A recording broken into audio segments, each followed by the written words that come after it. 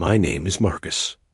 I run a boutique event planning company here in Dallas, Texas, a city that adopted me when I arrived with nothing but a beat-up Chevy and a head full of dreams. Today, the sky stretches wide and endless over the downtown skyline. But inside my chest, storm clouds gathered a long time ago. You know how certain moments brand themselves into your soul? Mine started with orchids. Yeah, orchids. Most people think of orchids as exotic, beautiful things that represent luxury and elegance. For me, they smell like lies. What I'm about to tell you is something I buried deep for too long. But I need to get this out. Maybe somebody watching right now is walking through the same fire. Maybe you need to hear this before it's too late. The agony of discovering that the person you built your entire world around has been living a double life right under your nose. That's a pain I wouldn't wish on anybody. My Vanessa, the woman I once called my wife, was a real estate agent. Not just any agent, but one who specialized in ultra-luxury properties. Here in Big D, as locals call our city, there's no shortage of that. Sprawling estates in Highland Park, modern penthouses in Uptown, and gated compounds in Preston Hollow. She was exceptional at what she did. Welcome to my channel. I share real-life stories here every single day, and I'd really appreciate it if you'd hit that subscribe button and drop a like on this video. Now let's get back into my story. I promise you'll want to stick around until the end. I met Vanessa at a charity gala. I was coordinating the event for a major nonprofit, and she was scouting the venue for a potential client's wedding reception. I remember that moment like it was freeze-framed in my mind. She walked in with this confident stride, her natural curls pulled back in an elegant updo, wearing a burgundy dress that commanded attention without trying. "Excuse me, are you the event director? I need to speak with someone about booking this space." That's how it all started. Coffee turned into dinner. Dinner turned into long drives out to Lake Texoma. Before I knew it, we were married, our life together in Dallas felt like we'd caught lightning in a bottle. We both hustled hard. While I was running around managing corporate galas, weddings, and product launches, she was closing deals on multi-million-dollar estates. The commissions were substantial, but the job demanded everything from her. Late-night meetings, weekend property showings, dinners with high-net-worth clients. "That's just how this business works," she'd tell me. "Rich folks operate on their own schedule. If I'm not available when they want to buy, they'll find someone who is." And I understood. Or I thought I did. I grew up in a humble family down in Lafayette, Louisiana. My father was a crawfish fisherman on the bayou. He'd be out in the swamps before sunrise, hauling traps in the muggy heat. Our house was a modest shotgun-style home with a rusted tin roof and a porch that overlooked the water. Far removed from the mansions I now help transform into party venues. The smell of boiling crawfish and the sound of Zydeco music playing on the radio were the soundtrack to my childhood. My mama made the best edifi in the parish, with that perfect balance of spice and richness only a true Cajun cook can achieve. On weekends, the whole family would gather for a crawfish boil in the backyard. It was a simple life, but rich in the ways that actually matter. I learned the value of honest work and keeping your word from watching my parents. Even as a young boy, I loved organizing things. For school talent shows, I was the one setting up the stage, coordinating the performers, managing the lights. For community fish fries, I helped wrangle volunteers and handle logistics. People used to joke, "That boy was born to run the show." I got my education the hard way. Riding the Greyhound bus from Lafayette to Baton Rouge every day for classes, waking up before dawn when the Louisiana humidity already hung thick in the air. But I pushed through and graduated with a degree in business management. Soon after, I started working in events. I began small birthday parties for local families, then small corporate gatherings, until I could launch my own company. It wasn't easy. I was loading equipment, setting up tables, negotiating with caterers, doing every job you can imagine. Slowly but surely, I built my client base. People appreciated my straightforward way of communicating, that deep Louisiana accent I never lost. "Marcus don't miss a single detail," they'd say. "He's a professional through and through." That's how I grew, step by step. When I met Vanessa, she was already different from my world. She'd attended private schools, gone to a prestigious university, spoke fluent Spanish, and carried herself with that polished, big city elegance. Different from my more down-home, Bayou boy style. But maybe that's what drew us together. I admired her sophistication, the way she moved through high society circles, how she knew about fine wine and could discuss contemporary art. She said she liked my authenticity, my grounded nature, the realness I brought to every situation. In the early days of our marriage, we lived in a modest apartment in Oak Lawn, the artsy neighborhood near downtown. We'd grab coffee at local cafes, walk hand in hand through Clyde Warren Park, and on Sundays we'd hit the farmers market in Bishop Arts District. Back then, she wasn't yet in the ultra-luxury real estate world. She worked for a standard firm, selling condos and townhomes to middle-class buyers. But Vanessa always had ambition burning in her eyes. She studied market trends, read industry journals, took advanced certification courses. One day, "Marcus," she'd tell me over a glass of bourbon on our tiny balcony, "I'm going to sell the most expensive properties in this entire city." And you could see in her eyes that it wasn't just talk. She had that fire, that hunger of someone who knows exactly where they're headed. One referral here, one satisfied client there, and soon she was recruited by an exclusive luxury brokerage in Highland Park. That's when our life started shifting. Suddenly she needed designer clothes, had to frequent upscale restaurants, had to look the part to win the trust of wealthy clients. "It's an investment in my career," she'd justify when buying expensive handbags or tailored suits. I continued growing my events business at a different pace. I started handling bigger functions, corporate conferences, but always kept my feet planted firmly on the ground. I was still the same Marcus who'd roll up his sleeves and move chairs if needed, who arrived early and left late, who knew every employee's name and their family situation. Our life seemed to be on track. We bought a nicer condo in Turtle Creek, with a view of the city lights. It wasn't a mansion, but it was our space.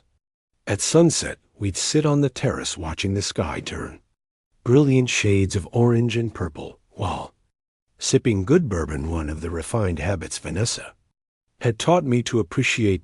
It was around this time that she started working later. Much later, the first warning sign that something was changing came when Vanessa began coming home at odd hours. At first, I rationalized it. In the luxury real estate game, clients are demanding. They keep irregular schedules. Many are busy executives who can only tour properties after traditional business hours. "I have to show a Highland Park estate to an investor from Los Angeles tonight," she'd say while putting on that designer perfume I'd bought her for our anniversary. "Don't wait up." I still remember our first real date after that charity gala. She suggested coffee in Deep Ellum, one of Dallas's historic districts with brick buildings and vibrant street art. We sat at a corner table overlooking the murals. The afternoon breeze played with the curls that had escaped from her careful styling. She ordered a vanilla latte. I got black coffee, strong and bitter. We talked for hours about dreams, family, work.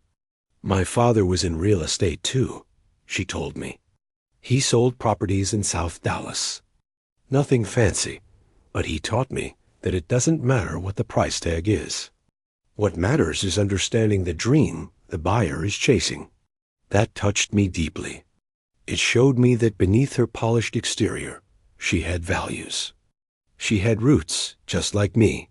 Our courtship moved fast. 6 months later, we were engaged. Before our 1-year anniversary rolled around, we got married in a simple ceremony at a small chapel in Fort Worth. With a modest reception, I coordinated myself at a nearby restaurant. She wore an elegant but understated dress. We didn't have money for extravagance back then, but we were happy with what we had. Or at least I was. In the first few years of marriage, we still did everything together. On weekends, we'd drive out to Lake Texoma and spend the day eating barbecue and drinking ice-cold beer by the water. In the fall, we loved taking trips to the hill country to see the autumn colors, a drive that always felt romantic to me.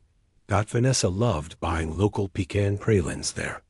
She'd say they were the best in Texas, but slowly, as her career took off, those outings became less frequent. Can't do it this weekend, babe. I have a client interested in that Preston Hollow mansion. Could be the biggest commission of the year. And so one weekend turned into 2, then 3, until it became normal to spend our weekends apart. Me managing an event, her showing properties to potential buyers. It was a Wednesday in early fall when the Orchids arrived for the first time. I'd stopped by her office to take her to lunch, something we hadn't done in weeks. When I walked in, I saw an elaborate arrangement of purple and white orchids on her desk. It wasn't our anniversary or any special occasion. "Those are beautiful," I commented, trying to sound casual while she shuffled through paperwork. "Oh, those? They're from a client. We closed on a penthouse in Uptown yesterday," she explained naturally, not looking up from the contracts. "He was so pleased he sent them as a thank you." I swallowed the uncomfortable feeling rising in my throat.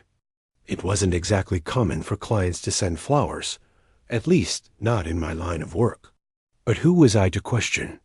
The world of high-end real estate had its own customs and culture. "That's great," I replied. "Let's grab some lunch. I found a new Cajun spot in Lakewood." "Can't today, Marcus. I have a meeting with my broker in 30 minutes. Maybe tomorrow?" Tomorrow never came. The following week, it was white lily. Then exotic tropical flowers I couldn't even name. Always with elegant cards. Always from different clients. Always thanking her for exceptional service or unforgettable attention to detail. "You must be selling houses left and right," I commented one evening when she came home late, wearing an expensive perfume I didn't recognize. "The market's strong right now," she replied vaguely. Heading straight for the shower. One night, over dinner, one of the rare occasions, we managed to sit down together. I asked her directly about the cards that came with the flowers. "That card today said something about an unforgettable evening." Seemed kind of personal for a real estate client to write. She stopped eating. She looked at me with an expression that mixed surprise and something else. Defensiveness. "You've been reading my cards? That's an invasion of privacy, Marcus." "I didn't read it intentionally. It was sitting on top of your purse when you walked in. It fell on the floor, and I picked it up. Couldn't help but see what was written." She sighed, setting down her fork with deliberate care. "Look, you don't understand how my business operates. To sell properties at this level, I need to build genuine relationships with clients. Sometimes we go to dinner. We talk about their lives, their needs, their dreams. I get to know what they're really looking for. For them, buying a home isn't just a transaction. It's about realizing a vision, a lifestyle. And yes, sometimes those dinners run late. We share a bottle of wine. We talk about more than just square footage and property taxes. They feel grateful. They send flowers. They write appreciative cards. That's how this business works." I wanted to believe her. God, I wanted to believe her so badly. After all, trust is the foundation of any relationship, right? And who was I to doubt the woman I loved, who was building an impressive career, Who was achieving the dream she'd told me about over that first cup of coffee in Deep Ellum? So I swallowed my doubts along with the mid-range bourbon we were drinking. She certainly wasn't drinking this quality of bourbon with her clients, but it was what I could afford to offer at home. Life continued. Me with my events, her with her luxury properties. And the flowers kept arriving every week, from different people, with increasingly personal cards. As the weeks passed and the flowers became a constant presence in our home, I tried to focus on the positive aspects of our life together. After all, we'd built something substantial. Our condo in Turtle Creek felt more and more like us, or at least what I thought was us. The walls we painted a warm terracotta, reminiscent of Louisiana sunsets. The wooden bookshelf I built with my own hands, where Vanessa liked to display art books and design magazines. The small herb garden we kept on the balcony with basil, cilantro, and the herbs she used when she still had time to cook. Our social circle had evolved considerably. At first, we spent time mostly with my childhood friends, fishermen, small business owners, regular folks who enjoyed good crawfish, plenty of cold beer, and exaggerated stories about the ones that got away. Then we gradually shifted to her friends, more often real estate agents, investors, attorneys, people who talked about market portfolios, international travel, and aged scotch. I worked hard to fit into that world. I learned about single malts, tried to follow conversations about commercial real estate trends, wore more tailored clothes to those gatherings. Vanessa seemed proud when I managed to hold my own in those conversations. See, my husband isn't just an event planner. He understands the finer things too, she'd say with a smile. And for a moment, I felt like I belonged in that world. But deep down, I was still the crawfish fisherman's son from Lafayette. At my events, even the most sophisticated ones, I still loved to check in with the kitchen staff, talk to the servers, taste the roux straight from the pot like my mama taught me. I still preferred a good po' boy sandwich to any fancy French cuisine with a name I couldn't pronounce. I still got a thrill watching the sun set behind the Dallas skyline, painting the sky those unique shades of amber that only people who truly love this city understand. Vanessa seemed increasingly disconnected from those simple pleasures. When I suggested going to the State Fair of Texas or the community Juneteenth celebration in South Dallas, she'd wrinkle her nose. Too crowded, too chaotic. When I wanted to spend a Sunday at Galveston Beach, where I grew up swimming in the Gulf, she preferred the exclusive country clubs in the northern suburbs where her clients socialized. It's more refined, Marcus. We need to maintain certain standards. Our worlds were drifting further apart. But I held on to the good moments, like when she'd come home energized after closing a major deal, her eyes bright with excitement, and she'd share every detail of the negotiation, the strategy she used, how she'd won over the clients. I admired her intelligence, her drive, her determination. Or those rare Sunday mornings when she'd actually put her phone away, a genuine rarity to watch a movie cuddled together on the couch, just like old times. On one of those rare Sundays, we were walking through Clyde Warren Park, one of the few places she still enjoyed visiting. We saw an elderly couple holding hands, walking slowly along the path. They had to be in their 70s or 80s. But there was something about the way they looked at each other, how he helped her navigate the uneven pavement, how they laughed together at some private joke that moved me deeply. That's how I want us to be in 40 years, I said, squeezing her hand. Vanessa smiled, but there was something distant in her expression, as if her mind was somewhere else entirely. Sure, honey, she replied, then quickly changed the subject. That night, I decided to surprise her with a special dinner at home. I left work early, stopped by the farmer's market to buy fresh Gulf shrimp, and made shrimp étouffée, just like my mama taught me, served over perfectly cooked rice. I opened a nice bottle of wine, one of the things I'd learned to appreciate from her lit candles and put on some smooth jazz. She came home late as usual, but seemed genuinely surprised and touched by the gesture. We ate dinner, talked about lighter topics, laughed while reminiscing about stories from the beginning of our relationship. For a moment, it felt like we were back in that simpler time, when we were just Marcus and Vanessa, without all the complications.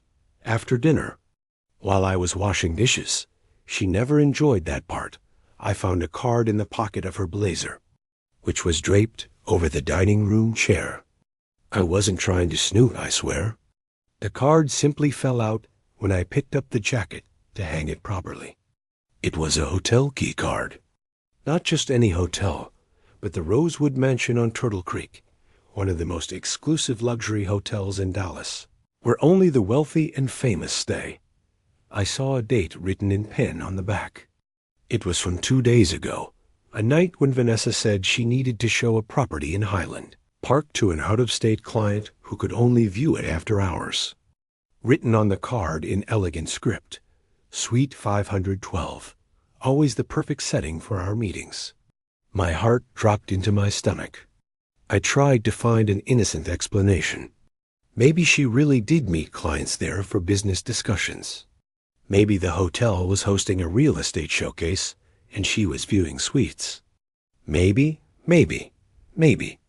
None of the explanations felt convincing enough to calm the storm building in my chest. When Vanessa returned to the living room, I quickly slipped the card back where I found it and tried to act normal. I couldn't confront her without being certain. And deep down, maybe I didn't want certainty. Maybe I didn't want to know. "Everything okay, babe?" "You look tense," she asked, coming up behind me and wrapping her arms around my waist as I finished drying the last plate. "Just fine," I lied through my teeth. "Just tired from the week." That night, lying next to her while pretending to sleep, my mind raced through all the flowers, all the cards, all the late nights, all the excuses. I started connecting dots in a picture I desperately didn't want to see. A week later, more orchids arrived at her office. This time they were deep purple, almost black, and with them came a card that simply read, "Suite 512 awaits tomorrow. Same time. Don't keep me waiting." I shouldn't have seen it. She shouldn't have left the card on the kitchen counter when she went to take a shower. But I saw it, and I couldn't unsee it. I couldn't unknow it. I couldn't pretend anymore. The morning after that discovery, I woke up with a sense of dread crushing my chest like nothing I'd ever experienced. Vanessa had already left for work early. "Important breakfast meeting with international investors," she'd said before kissing my forehead quickly. I stayed in bed, staring at the ceiling fan slowly rotating above me, wondering what to do. Confront her? Follow her? Pretend I saw nothing and hope it was all a misunderstanding? I decided to go to work and try to distract myself. That day I was coordinating a corporate conference at the K. Bailey Hutchison Convention Center, a massive event that demanded my complete focus. But no matter how hard I tried to concentrate on the vendor schedules, the catering details, or the AV setup, my mind kept wandering back to Suite 512 of a hotel I'd never visited. "You good, boss?" asked Darnell, my assistant and longtime friend. He was a Dallas native through and through, grew up in Oak Cliff, always had my back. "You look like somebody ran over your dog." I thought about confiding in him, but something stopped me. Speaking the words out loud would make it too real, and I wasn't ready for that yet. "Just stressed about this event, man." "Man. Lots of moving parts," I replied, trying to sound convincing. The day dragged on in a blur of phone calls and last-minute adjustments. But my internal clock seemed to count every single minute. Every second that brought me closer to the time marked on that card, 7 p.m. When Vanessa was supposedly going to be in Suite 512 at 5 p.m., I couldn't take it anymore.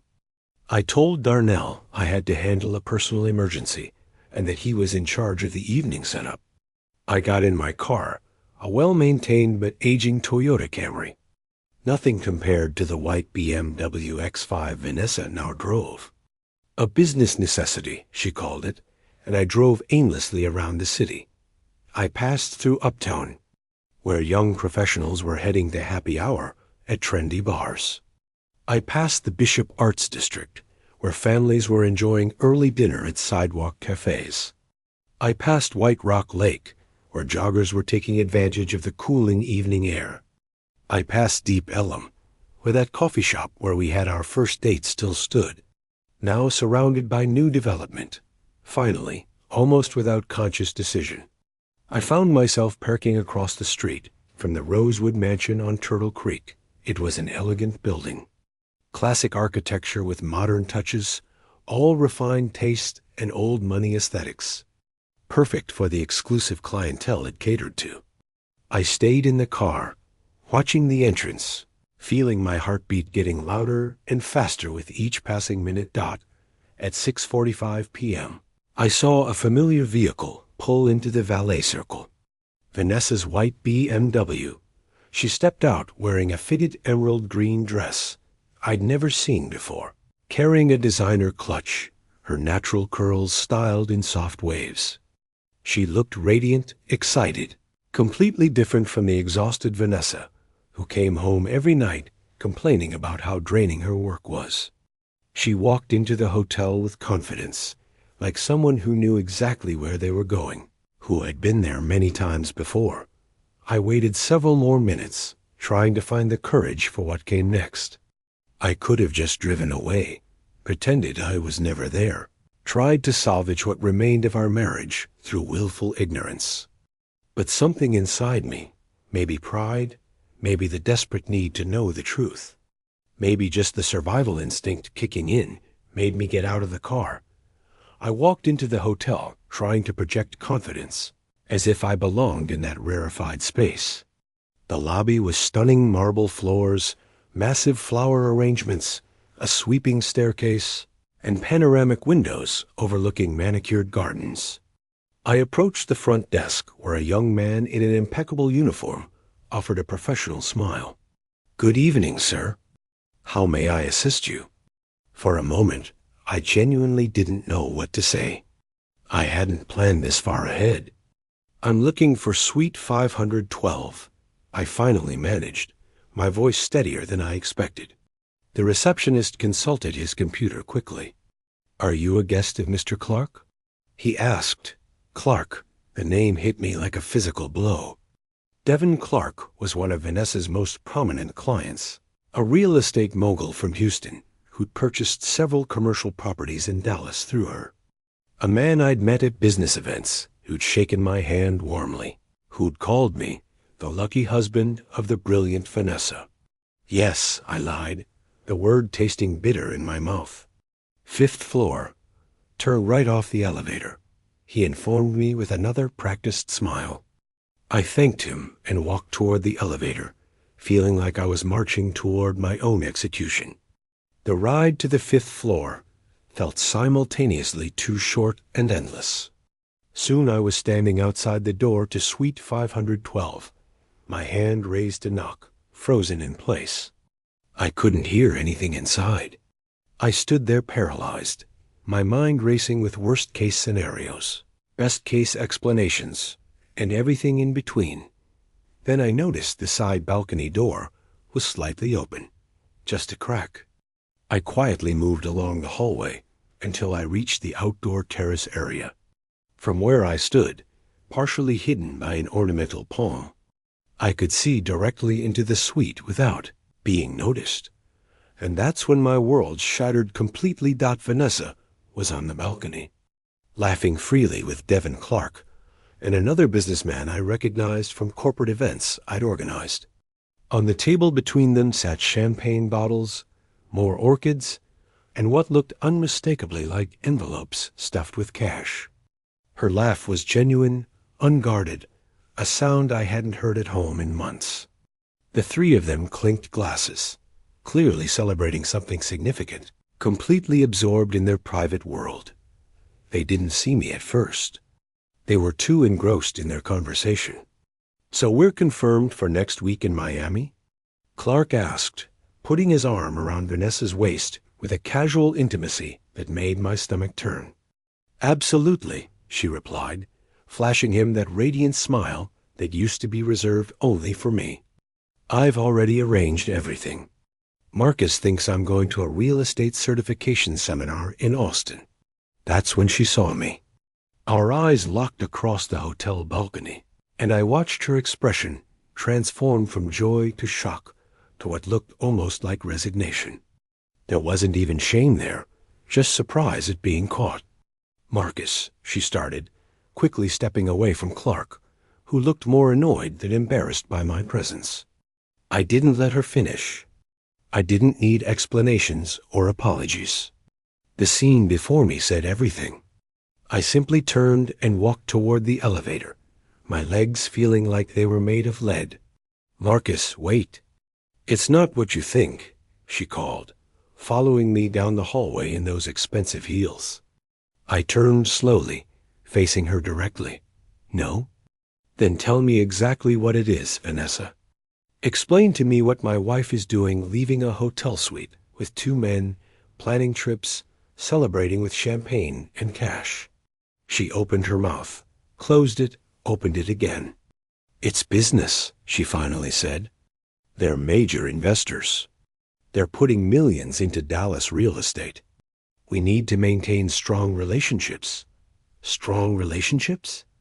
I repeated, my voice thick with bitter irony. "Is that what you call what I just witnessed? All those cards with the flowers, the late nights, the lies?" Devin Clark and the other man watched our confrontation with obvious discomfort, but didn't look particularly surprised or remorseful. That realization hit me with brutal clarity. This wasn't new to them. This wasn't the first time. Maybe just the first time the inconvenient husband showed up uninvited. "Let's talk at home," Vanessa pleaded, lowering her voice, nervously glancing at the two men watching us. "No, there won't be any conversation," I replied, my decision crystallizing in that instant. "We're finished, Vanessa." I removed my wedding ring, that simple gold band I'd saved up to buy at the beginning of our marriage when money was tight. For a moment, I considered throwing it on the floor, making a dramatic movie-style scene. But that wasn't who I was. Instead, I calmly placed it in the palm of her hand. "Good luck with your business," I said. Stepping into the elevator and leaving her standing in the hallway, the ring in her hand. Her mouth open in a protest she never managed to voice. Left the hotel feeling like the entire world around me had fundamentally changed. The same Dallas streets, the same buildings, the same evening sky. Everything looked different now, like I was seeing it through a distorted lens. I drove aimlessly through the city I knew so well, passing places that held memories of a marriage I now realized had been dead for a long time. I passed Lake Texoma, where Vanessa and I had walked so many Sunday mornings early in our relationship. I passed the barbecue joint in Lockhart, where we'd celebrated our first anniversary with brisket and cold beer. I passed Deep Ellum, where we'd bought that vintage concert poster from a local artist that still hung in our living room. Our living room, our home, our marriage. Everything now carried the weight of deception and betrayal. How many other meetings had happened while I waited patiently at home? How many other men had received smiles that should have been mine? How many lies had I swallowed, convincing myself everything was fine? Without realizing it, I ended up parking at White Rock Lake Overlook. From there you could see the entire Dallas skyline illuminated against the night sky, the lights reflecting off the water. It was a spot where tourists took pictures during the day, but at this hour it was practically deserted. I sat on one of the wooden benches and finally let the tears come. I cried like I hadn't cried since I was a boy. When my father came home from the bayou empty-handed after days of fishing, and the worry about putting food on the table was real. I cried for the wasted years, for the shattered trust, for the dreams we'd built together that now seemed like cruel jokes.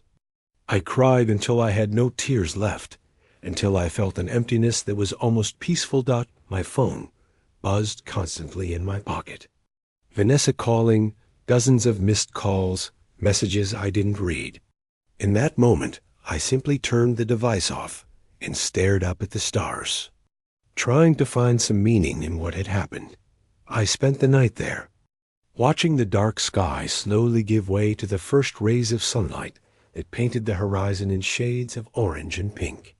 Early morning joggers started appearing on the trail, continuing their daily routines, oblivious to the fact that my entire world had just imploded. When the sun was fully up, I turned my phone back on. More missed calls, more messages. I ignored them all. Instead, I called Darnell. "Hey boss, where are you at?" I was worried. "Vanessa called here last night, sounded frantic, said y'all had a fight." "Darnell," I interrupted, my voice hoarse after a sleepless night. "I need you to handle the events for the next few days. I've got some personal things to sort out." There was silence on the other end. Darnell knew well enough to hear the gravity in my voice. "You got it, boss. Take whatever time you need. You okay, though?" "I will be," I replied, and hung up. My next call was to a lawyer I'd met at a corporate event I organized. I scheduled a meeting for that afternoon. Then I called a friend who had a small apartment available in East Dallas. I needed somewhere to stay while I figured things out. I didn't go back to the condo that day or the next. I asked Darnell to pick up some clothes and important documents for me without giving too many details. He did it without asking questions, just mentioning that Vanessa was there, that she looked like she'd been crying a lot, kept asking about me. In the following weeks, I buried myself in work. I coordinated events during the day, and at night I stayed alone in the small apartment, staring out at the street, trying to understand where I'd gone wrong. Maybe I'd been naive to think someone like Vanessa, with her ambition and hunger for status, could be satisfied with a simple event planner from Dallas. Maybe I'd deliberately closed my eyes to warning signs that were there from the start. The divorce process began. Vanessa tried contacting me multiple times, but I only communicated through lawyers. I couldn't look at her without seeing that scene on the hotel balcony, without hearing her voice, planning that trip while lying to my face. One day, about a month after the incident, I received an unexpected call from Devin Clark. "Marcus." His voice was strangely formal. "I need to talk to you. It's important business." My first instinct was to hang up immediately, but something kept me on the line. "What do you want?" "Not over the phone. Can we meet?" "It's about a business opportunity." The word business coming from his mouth sent a wave of anger through me. "I don't have any business with you, Clark. Believe me, you'll want to hear this. I'm opening a luxury resort in Miami. I need someone to manage all the events for the property. I thought of you." I was stunned into silence by the audacity. This man who'd participated in destroying my marriage was now offering me a job. Is this some kind of sick joke? No, it's a serious proposal. You have a reputation as the best event coordinator in the region. I need the best. And also, he hesitated, it's a form of compensation, shall we say, compensation? I repeated, incredulous. You think you can buy forgiveness with a job offer? I'm not asking for forgiveness, he replied with surprising frankness. I'm offering a business opportunity. What happened between Vanessa and me and others, it was wrong toward you. I'll admit that. But I separate personal from professional. You're exceptional at what you do. I'm offering to triple your current income. Think about it. I hung up without answering, too furious to form coherent words. The man's audacity had no limits. But that night, lying in the small apartment with the sound of traffic in the background, I started thinking not about the offer itself, but about what it represented. Devin Clark was a predator in the business world. He used people, exploited them, and discarded them when they were no longer useful. Everything could be bought in his world. Loyalty, ethics, maybe even affection. He represented everything I despised, and that's when I had a moment of absolute clarity. If I truly wanted to move forward, I needed to transform this pain into something productive. I wouldn't accept Clark's job offer. I would never work for him. But maybe it was time to expand my horizons, to prove to myself, not to Vanessa, not to Clark, but to myself that I could be more than I was. The next morning I started researching Miami, about 1,400 miles from Dallas. The city was experiencing a luxury boom, with high-rises being built along the waterfront, attracting wealthy residents and tourists from around the world. It was being called the new Riviera of America for its glamorous developments and high-net-worth clientele. Clark was opening a resort there. Surely other luxury developers would also be investing heavily in the region, and they'd all need someone who understood the high-end event market. I called Darnell. "What would you think about expanding the company to Miami?" I asked, feeling excitement I hadn't experienced in weeks. "Hold up, Marcus. I was just thinking the same thing. That place is blowing up right now. Serious money moving down there. Then let's do it. But not halfway. We're going to build the best luxury event planning company that city has ever seen." In the following months, I dedicated myself completely to this new venture. I sold my share of the condo to Vanessa. I didn't want anything that would remind me of that marriage. I invested everything into the new company. I rented a well-located office space in Miami's Brickell district.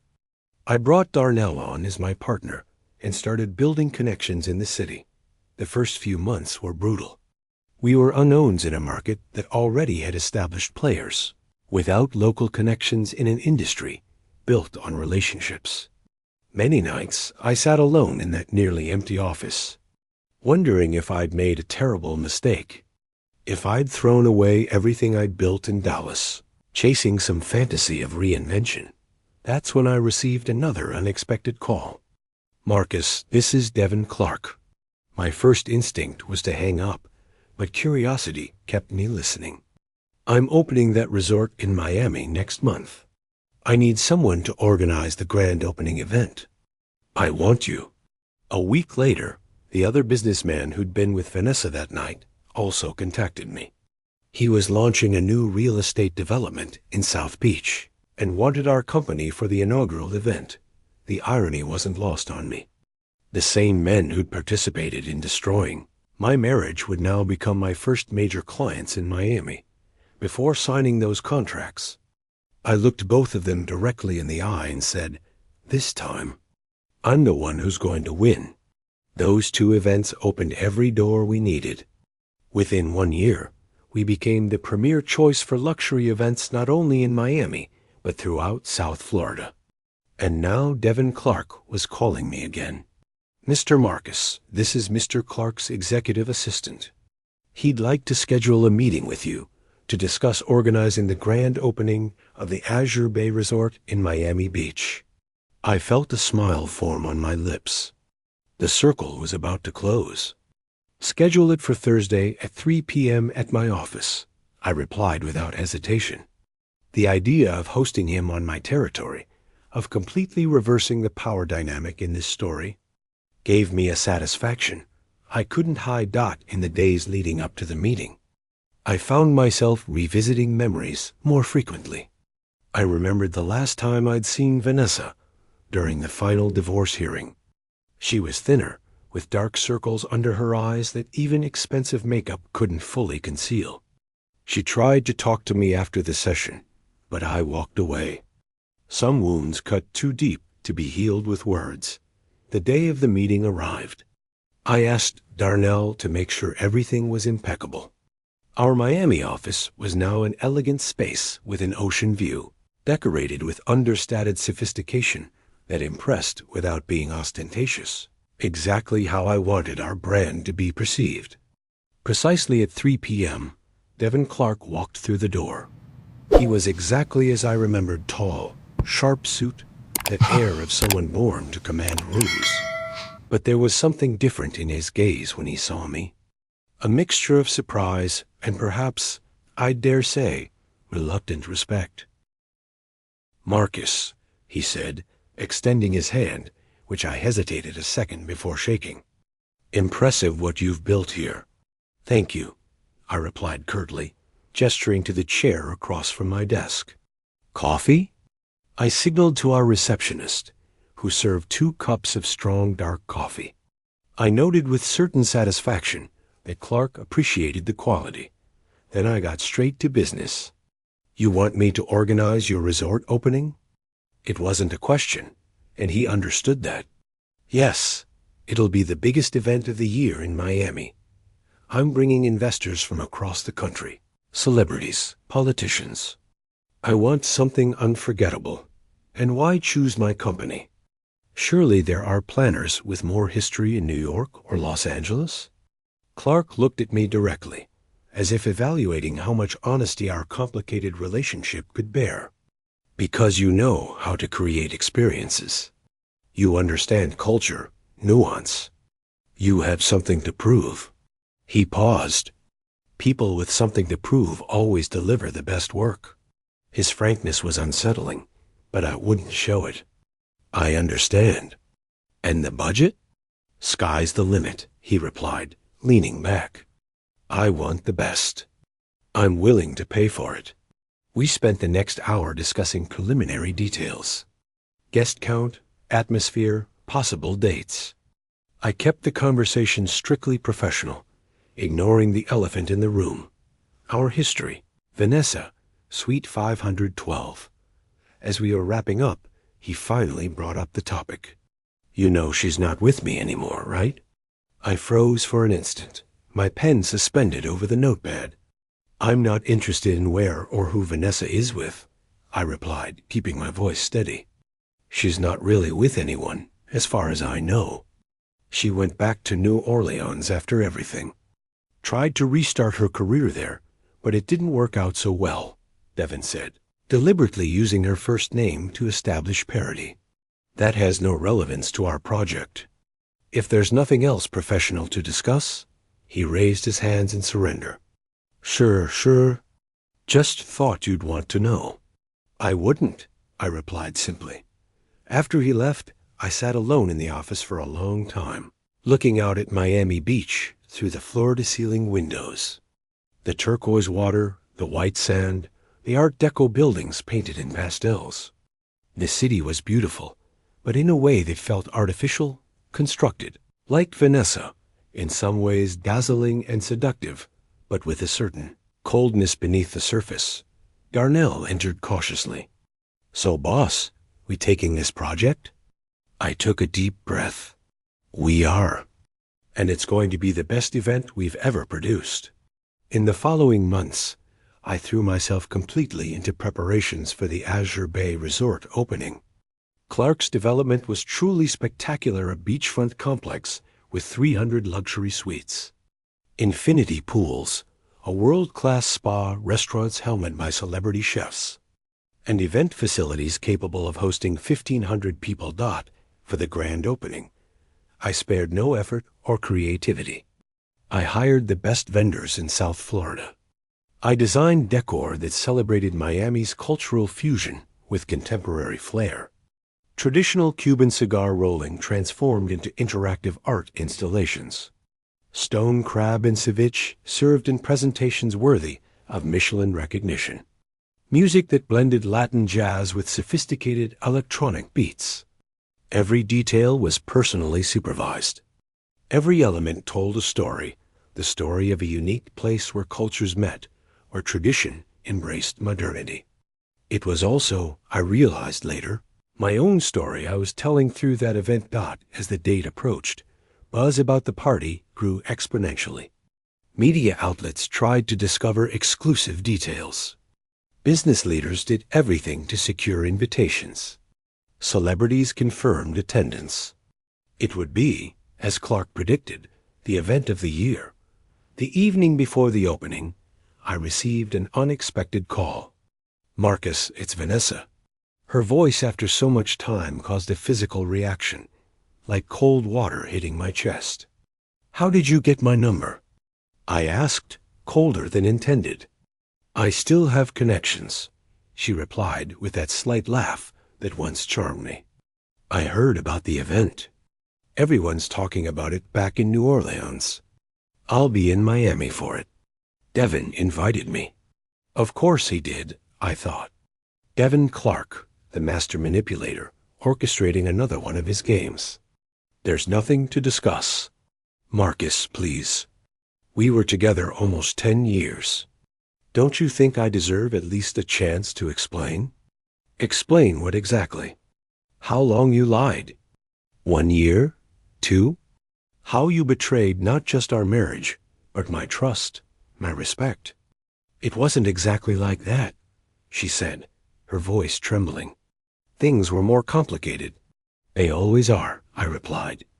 "Look, Vanessa, I have work to finish. The opening is tomorrow." "Please," she interrupted with genuine urgency. "Just 10 minutes of your time after the event, when everything's over. That's all I ask." I should have refused. Part of me wanted to refuse. But another part, that stubborn part that never quite understood what happened, that still searched for closure, ended up giving in. After the event. "But I don't promise anything more than listening." "That's all I ask," she replied, and I could hear relief in her voice before she hung up. The big day arrived. The Azure Bay Resort gleamed with its impressive architecture, strategically lit to highlight every elegant detail.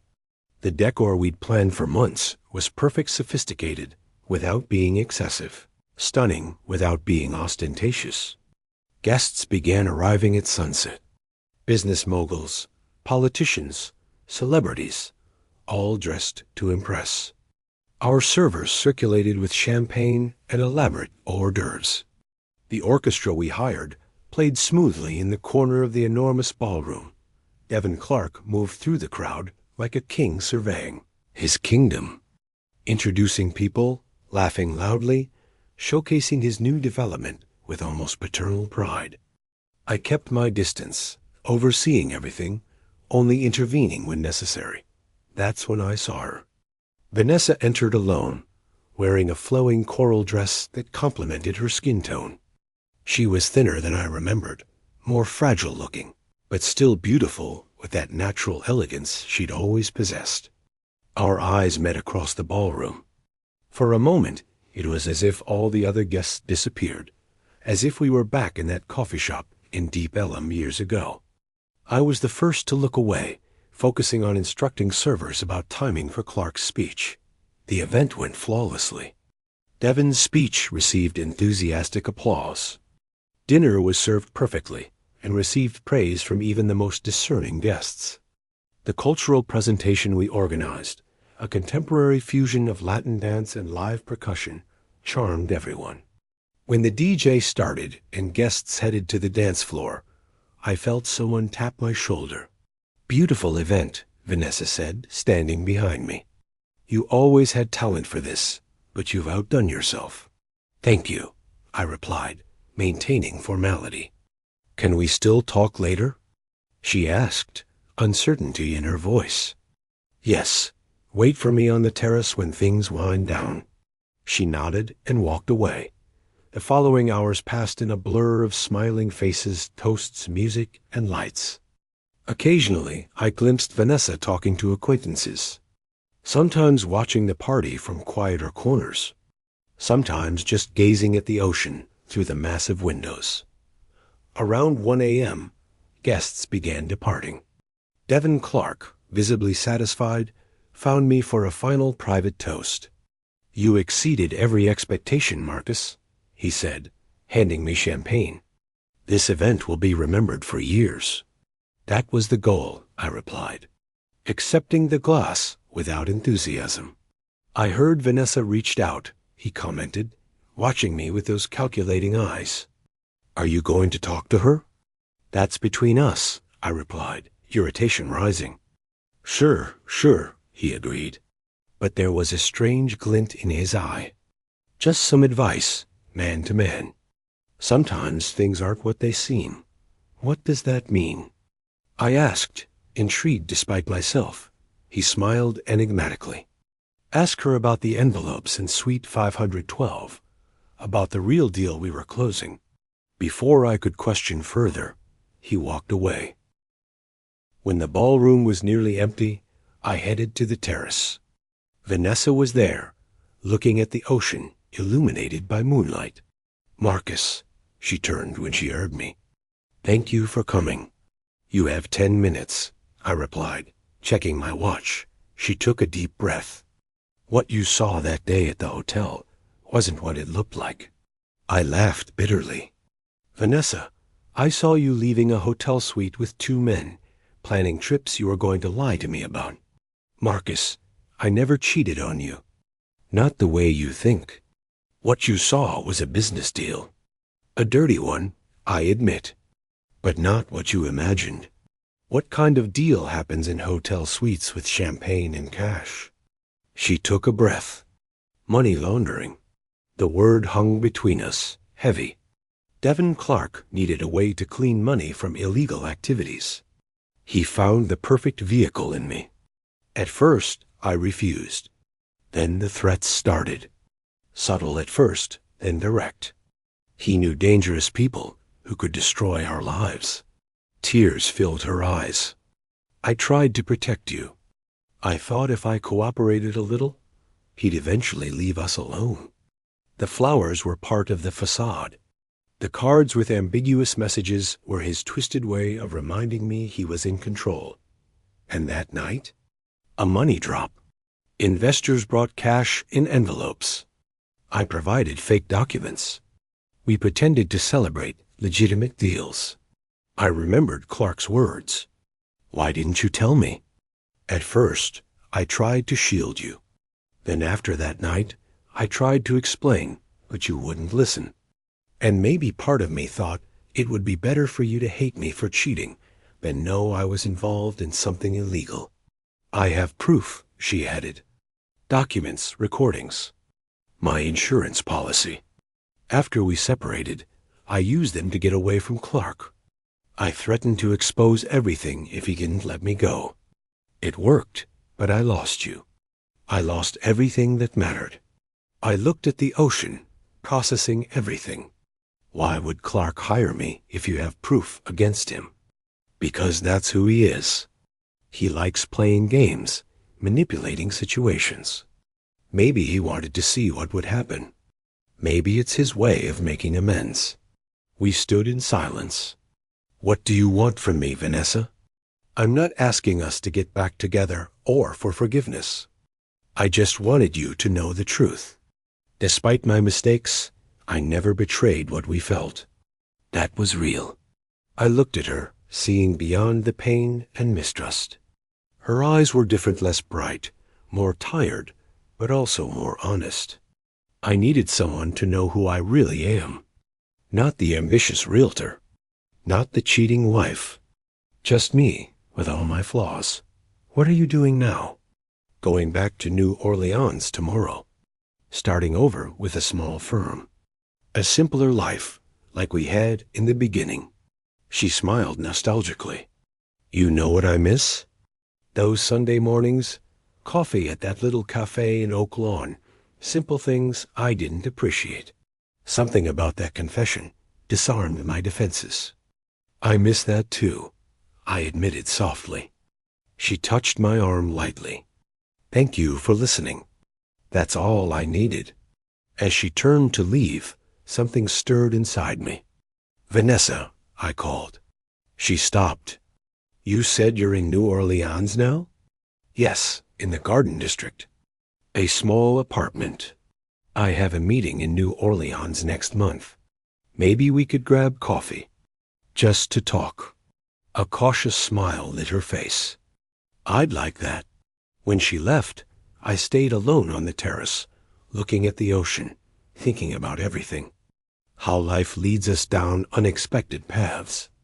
I don't know what will happen with Vanessa and me. Maybe that coffee will just be closure. Maybe it'll be the start of a careful friendship. Or maybe, just maybe, the first step toward rebuilding something broken by lies, not the ones I imagined, but others equally damaging. What did I learn? That appearances deceive.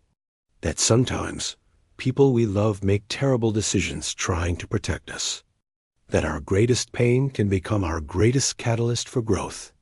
Today, I look at who I've become: owner of a respected company, financially stable, capable of organizing events for the most demanding clients.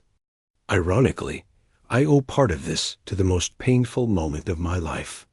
That night on the hotel balcony, which felt like the end, was actually the beginning.